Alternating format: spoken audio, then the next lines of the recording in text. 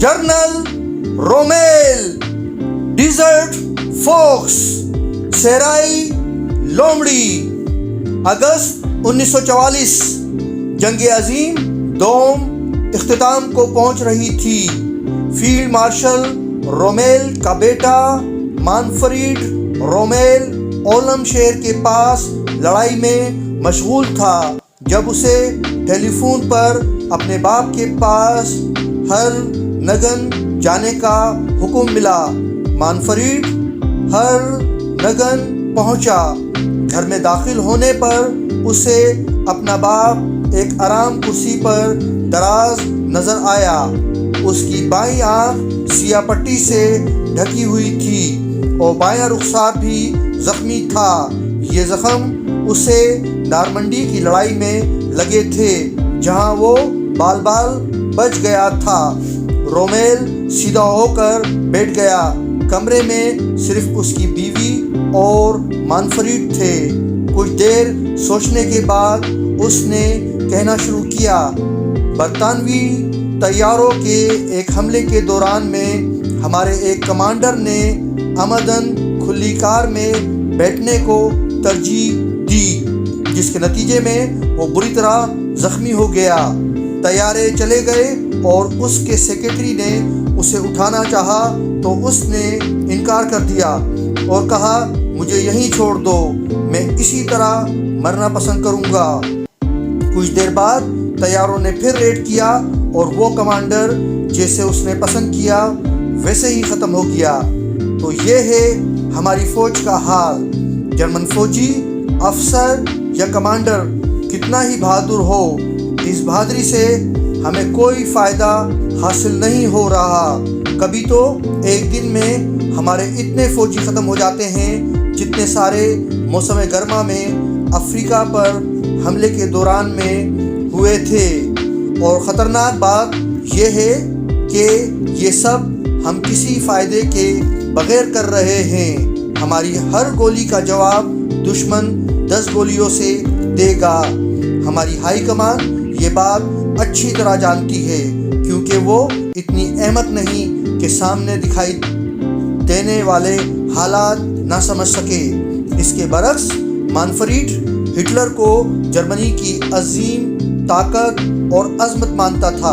اس کے ہم عمر نوجوان سب یہی خیال رکھتے تھے۔ کئی بار اپنے والد سے ہٹلر پر شدید تنقید سننے کے باوجود وہ فیورر کے لیے اپنے دل میں بہت احترام اور تعظیم کے جذبات رکھتا تھا، اور وہ ایسا کیوں نہ کرتا جبکہ اس نے ہوش سنبھالنے سے لے کر اب تک ہٹلر کا نام صرف بڑے کارناموں اور فتوحات سے وابستہ سنا تھا۔ اس طرح باپ بیٹے کی بحث چلتی رہی۔ رومیل اپنی طرف سے فوج کی صحیح حالت کی توضیح کرنے کی کوشش کرتا جبکہ مانفریڈ ہٹلر کے لیے کوئی نہ کوئی دلیل تلاش کرتا رہتا۔ ایک مرتبہ رومیل نے کہا، عام طور پر جنگ ان لوگوں کو فائدہ نہیں پہنچاتی جو اسے چھیڑتے ہیں، اس لیے جنگ جاری رکھ کر زیادہ سے زیادہ فائدہ حاصل کرنا پڑتا ہے، لیکن اب ہمارے لیے فائدہ حاصل کرنے کی کوئی چیز باقی نہیں بچی۔ اس بنا پر اب ہمیں یہ جنگ بند کر دینی چاہیے، سوائے مشرقی محاذ کے جہاں روس کے خلاف ہم اپنی جان بچانے کی خاطر لڑیں گے۔ ہم اگر سوویت فوجوں کو اپنی سرزمین سے باہر رکھنا چاہتے ہیں تو وسطی یورپ پر اتحادیوں کو قبضہ کر لینے دینا چاہیے۔ جانتے ہو مانفریڈ، اس نے کچھ دیر کی خاموشی کے بعد کہنا شروع کیا، یہ لوگ کب سے مجھ سے ناراض ہیں۔ 1 سال پہلے میں نے ہائی کمان پر کڑی تنقید کی تھی، اس کے بعد مجھے فیورر نے اپنے دفتر بلوایا۔ اس دن سے رومیل کی زندگی میں ایک نیا موڑ آیا۔ اس نے ہٹلر کی سیاست قریب سے دیکھ کر بہت تجربہ حاصل کیا، جس کی وجہ سے وہ نازی پالیسیوں کے خلاف ہوتا چلا گیا۔ رومیل کو پہلے اس بات کا یقین تھا کہ جرمنی ایک بڑی فتح حاصل کر سکتا ہے اور جرمن فوجی صلاحیتیں اس کے دشمنوں کو معقول شرطوں پر صلح قبول کرنے پر مجبور کر سکتی ہیں۔ یہ خیال اس نے ہٹلر پر بھی واضح کیا تھا، لیکن رفتہ رفتہ اس پر منکشف ہوتا گیا کہ ہٹلر اپنی قوم کی طرف سے اپنے اوپر عائد ہونے والی ذمہ داریوں کو ایسی نظر سے نہیں دیکھتا جیسا کہ رومیل کا خیال تھا۔ 1943 میں جب ہٹلر نے اسے اپنے دفتر میں طلب کیا تو اس نے بتایا تھا کہ فوجی حالت نازک ہوتی جا رہی ہے۔ جرمنی ایک مہینے میں 30 سے زائد آبدوزوں کا نقصان اٹھا رہا ہے اور فوج ہر محاذ پر پسپا ہو رہی ہے۔ کیا ہم ساری دنیا سے ٹکر لے سکیں گے؟ اچانک رومیل نے سوال کیا۔ ہٹلر نے جو خاموشی سے اب تک سب کچھ سن رہا تھا اپنا سر اٹھایا اور کہا، میں جانتا ہوں کہ جنگ جیتنے کے امکانات کم ہوتے جا رہے ہیں، لیکن مغربی ممالک صلح پر راضی نہیں ہوں گے۔ تاہم ان میں سے کچھ لوگ ایسے بھی ہیں جو ہم سے مذاکرات کرنا چاہتے ہیں، لیکن وہ بہت کم اور غیر مؤثر ہیں۔ مغربی محاذ پر جنگ جاری رکھنے کا میرا خود ارادہ نہیں، مگر وہ لوگ جو چاہیں گے کر کے رہیں گے۔ مئی 1943 میں حالات انتہائی تباہ کن ہو چکے تھے۔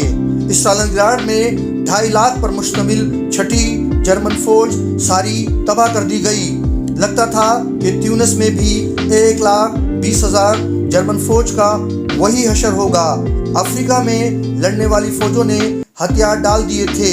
رومیل سمجھتا تھا کہ ہٹلر نے ہار مان لی ہے اور جان چکا ہے کہ یہ جنگ جیتی نہیں جا سکتی، لیکن حقیقت کچھ اور تھی۔ فوج پر جب بھی کوئی تباہی آتی، ہٹلر پر تنقید کچھ اور بڑھ جاتی، لیکن وہ ہمیشہ پر امید رہتا اور سمجھتا کہ جیت بہت قریب ہے۔ مختلف محاذوں پر جرمن شکست کھا رہے تھے اور جرمن شہروں پر بمباری شدت اختیار کر چکی تھی۔ ان حالات میں ہٹلر کراہیت کا ایک نمونہ بن گیا اور اس کا وہ شیطانی پہلو باہر آ گیا جسے اس کے کارناموں نے کچھ مدت کے لیے چھپا دیا تھا۔ اگر جرمن قوم یہ جنگ جیت نہیں سکتی تو جہنم میں چلی جائے، اس نے ایسی ہی ایک جنونی کیفیت میں کہا۔ ہمارے بہترین آدمی ختم ہو چکے ہیں اور اگر ہم ہار گئے تو ہر گھر اور گلی میں لڑائی ہوگی، حتیٰ کہ کچھ بھی باقی نہ بچے۔ ایک عظیم قوم کو عظیم موت مرنا چاہیے، یہ ایک تاریخی تقاضا ہے۔ ان حالات میں بھی رومیل بڑا دور اندیش تھا۔ وہ جانتا تھا کہ روس اور مغربی ممالک اگرچہ ایک ہی دشمن کے خلاف لڑ رہے ہیں مگر وہ کبھی مل نہیں سکتے۔ اس نے ایک بار کہا، روس اور مغربی ممالک آگ اور پانی کی طرح ہیں، وہ ضرور آپس میں ٹکرائیں گے۔ ہماری ہار کے فوراً بعد نہیں، کیونکہ دنیا جنگ سے تھک چکی ہوگی، لیکن خطرہ آئے گا ضرور، شاید کچھ سال بعد۔ ہٹلر نے اب محسوس کر لیا کہ فوج کے بڑے افسر اس کے خلاف ہوتے جا رہے ہیں، چنانچہ گسٹاپو کے آدمی تیزی سے حرکت میں آ گئے۔ انہوں نے دفتر وزارت جنگ اور مختلف محاذوں کے کمانڈروں کے مابین تعلقات کا کھوج لگانا شروع کیا۔ فرانس کا فوجی حاکم جنرل فون شیٹو لینگل جرمن ہائی کمان کے سخت خلاف تھا۔ جب گسٹافو نے اس پر ہاتھ ڈالا تو اس نے خودکشی کی ناکام کوشش کی، بعد میں اسے قتل کر دیا گیا۔ اس کے بعد فیلڈ مارشل فون کلوگے کی باری آئی۔ اسے ہٹلر نے مغربی محاذ پر فونرونشٹیٹ کو ہٹا کر تعینات کیا تھا۔ کلوگے کچھ دنوں کے لیے غائب ہو گیا، پھر یہ انکشاف ہوا کہ ہٹلر نے اسے ملک سے باہر نکال دیا ہے۔ اسے واپسی کا حکم ملا تو وہ اپنی کار میں روانہ ہوا۔ راستے میں اس کے ڈرائیور نے پلٹ کر دیکھا تو وہ زہر کھا کر ختم ہو چکا تھا۔ کلوگے پہلے رومیل کا سخت مخالف تھا۔ جب دونوں کی ملاقات فرانس میں ہوئی، اس نے رومیل سے کہا تھا، اب تم بھی سیکھ لو گے کہ حکم کس طرح مانا جاتا ہے۔ اصل میں جنرل ہائی کمان نے اسے رومیل اور چند دوسرے کمانڈروں کے خلاف کر دیا تھا۔ جب سب کی ملاقات ہوئی تو وہ بالکل ہم خیال نکلے۔ سب کا خیال تھا کہ یہ جنگ ختم کرنی چاہیے۔ اس کے بعد بی فوج کے سابق کمانڈر ہانس شیپڈل کو پکڑ لیا گیا۔ جب یہ خبر پھیل گئی تو رومیل کے ساتھی جو ہٹلر کے خلاف تھے اس سے دور رہنے لگے۔ ان میں خاموشی بڑھ گئی اور جب رومیل نے محسوس کیا تو کہا، چوہے ڈوبتی ہوئی کشتی چھوڑ دیتے ہیں۔ آخر کار اورین رومیل کی باری آ ہی گئی۔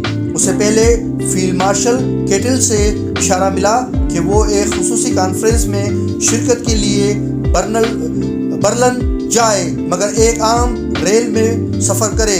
رومیل نے بات سمجھ کر مانفریڈ سے کہا، میں اتنا احمق بھی نہیں، مجھے علم ہے میں زندہ برلن تک نہیں پہنچوں گا۔ پھر اس نے یہ واقعہ اپنے مولد سے بیان کر کے ایک سرٹیفکیٹ بنوا لیا کہ وہ سفر کا معتمل نہیں ہو سکتا، لیکن یہ سرٹیفکیٹ اس کی زندگی کچھ دن سے زیادہ نہ بڑھا سکا۔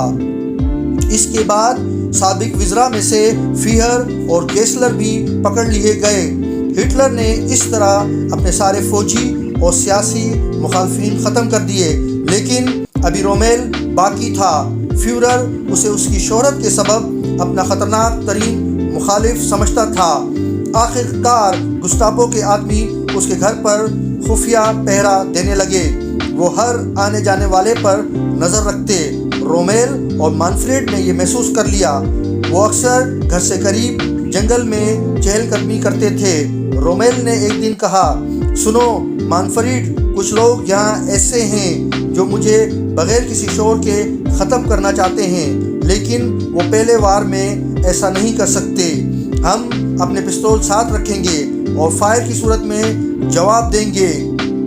کچھ دن بعد اس نے بیٹے سے پوچھا، مجھے صاف بتاؤ مانفریڈ، تم جیسے جوان جب یہ دیکھتے ہیں کہ ہٹلر بڑی تعداد میں ان لوگوں کو پھانسی دے رہا ہے جو جنگ جاری رکھنے کے خلاف ہیں، تو تمہارا احساس کیا ہوتا ہے؟ میں جانتا ہوں کہ اکثریت جنگ سے بیزار ہو چکی ہے، مگر بہت سے لوگ ابھی سمجھتے ہیں کہ یہ جنگ جیت سکتے ہیں۔ مانفریڈ کا جواب واضح تھا، لیکن یہ جنگ ہم ہار چکے ہیں۔ اس لیے اگر یہ کہوں کہ میں اسے ختم کرنے کا حامی ہوں فیورر کی مرضی کے خلاف، تو تمہارا کیا خیال رہے گا؟ رومیل کے اس سوال نے مانفریڈ کو چونکا دیا۔ اس نے الٹا سوال کر دیا، لیکن یہ بات آپ مجھ سے کیوں پوچھ رہے ہیں؟ یہ فی الوقت رہنے دو، لیکن تم یقین کرو کہ ایک قوم کا انجام چند افراد کی ذاتی پسند پر منحصر نہیں ہو سکتا، اس کی کوئی حد ہونی چاہیے۔ 13 اکتوبر 1944 کے دن رومیل اپنی عادت کے مطابق سیر سے واپس آیا۔ گھر پر ایک پیغام منتظر تھا کہ دوسرے دن 2 جنرل اس سے خصوصی ملاقات کے لیے آ رہے ہیں۔ اگلے دن سپیر کا وقت تھا۔ گہرے سبز رنگ کی گاڑی گھر کے سامنے آ کر رکی۔ اس کے نمبروں سے ظاہر ہوتا تھا کہ یہ برلن سے آئی ہے۔ کار سے 2 جنرل اترے۔ یہ تھے بیرگوڈروف اور میزل۔ انہوں نے گھر والوں سے بڑی تہذیب سے ملاقات کی، پھر رومیل سے علیحدہ بات کرنے کی اجازت چاہی۔ اس وقت گھر پر اس کی بیوی اور بیٹے کے علاوہ اس کا پرانا دوست آرلڈ نگر اور ایک زخمی فوجی بھی تھا۔ سب نے کمرہ چھوڑ دیا۔ چند منٹ بعد رومیل باہر نکلا۔ اس نے سیدھے دوسری منزل کا رخ کیا۔ اوپر پہنچ کر اپنی بیوی کے کمرے میں داخل ہوا۔ مانفریڈ بھی وہیں آ گیا۔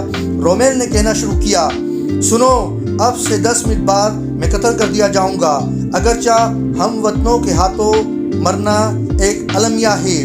وہ کچھ دیر کے لیے رکا اور پھر کہنے لگا، گھر کو پہرے میں لیا جا چکا ہے اور ہٹلر مجھے خیانت کا مرتکب ٹھہرا رہا ہے۔ البتہ افریقہ میں میری خدمات کے پیش نظر اتنی رعایت دی ہے کہ میں زہر استعمال کر سکتا ہوں۔ اس کا لہجہ طنزیہ تھا۔ جنرل زہر ساتھ ہی لایا ہے، اور اگر میں نے اس طرح مرنا قبول کر لیا تو گھر والوں یعنی تم لوگوں کے خلاف کوئی اقدام نہیں کیا جائے گا، بشرطہ اس واقعے کی خبر کسی کو نہ ہو۔ پھر اس نے آرلڈ نگر کو بلوایا۔ وہ یہ خبر سن کر سخت پریشان ہو گیا، لیکن رومیل کہنے لگا، مدافعت کی ہر کوشش ناکام رہے گی۔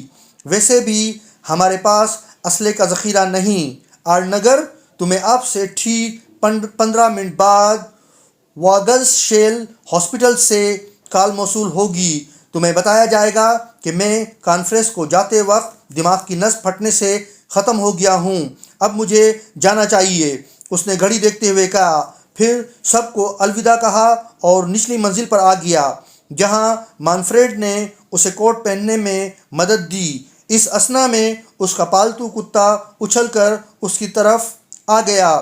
وہ بری طرح بھونک رہا تھا جیسے کہ اسے ہونے والے حادثے کا علم ہو۔ رومیل نے اسے اپنے آفس والے کمرے میں بند کروا دیا، ایک بار پھر سب کو الوداع کہا اور آرنگر اور مانفریڈ کے ساتھ باہر آ گیا۔ شہر کے گیٹ پر کھڑے جنرلوں نے اس کے آتے ہی نازی سلوٹ کے